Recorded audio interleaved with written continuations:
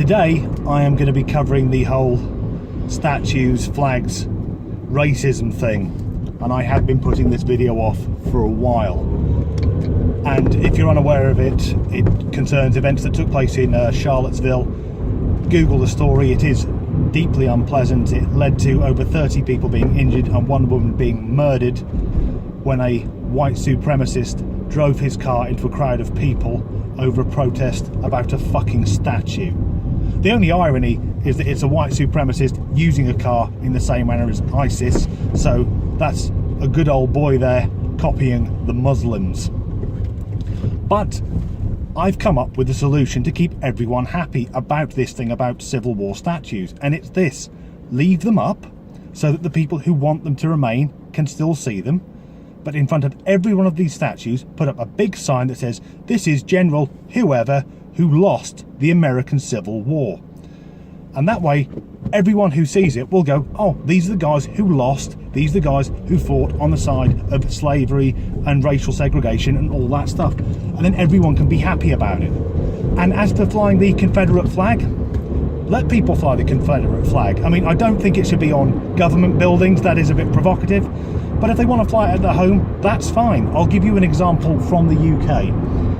Here in Wales there's a little village called Talacca, very popular with tourists, pretty little seaside town, and there's one house on the seafront that always flies the St George's Cross, which is the English flag. Not the British flag or the Welsh flag, this guy flies the English flag. He's so proud of being English, but he's not quite proud enough to live there.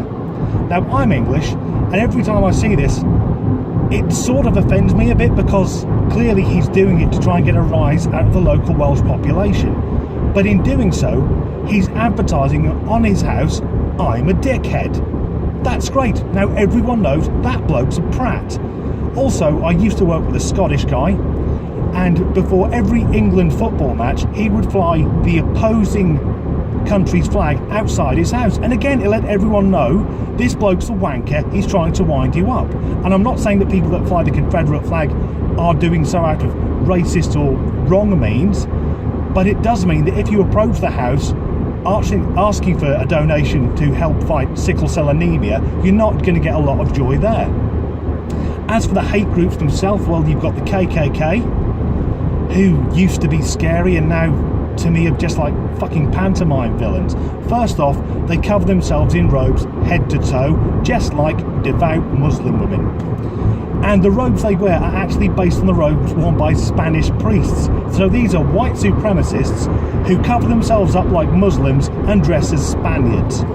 And then as for the Nazi groups, the scary neo-Nazis with their swastikas, okay, you cannot be a proud patriotic American and a Nazi. The two things don't work. Literally, the biggest war that has ever happened was between the Americans and the Nazis. If you watch any American war film, you think they were the only two fucking countries involved in it. So let them fly their swastika flags, because they are advertising we are thick as fuck. But why have I brought this up now? Well, it's because I was watching the news last night in the UK, and because we like to ape the Americans, there are now people, slightly confusingly, who are calling for the statues of Horatio Nelson and Winston Churchill to be taken down. And I don't agree with that. I'll put my cards on the table. I think they should remain. But people are going, well, they did things that were racist and were wrong, and it's true. Winston Churchill was racist, and as was Horatio Nelson.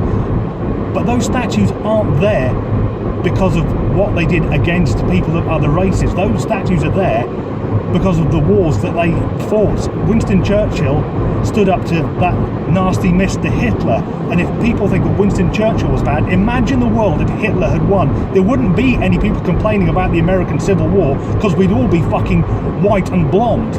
And Horatio Nelson, who lost his life at the Battle of Trafalgar, was fighting the forces of Napoleon Bonaparte, who was basically the Hitler of that era.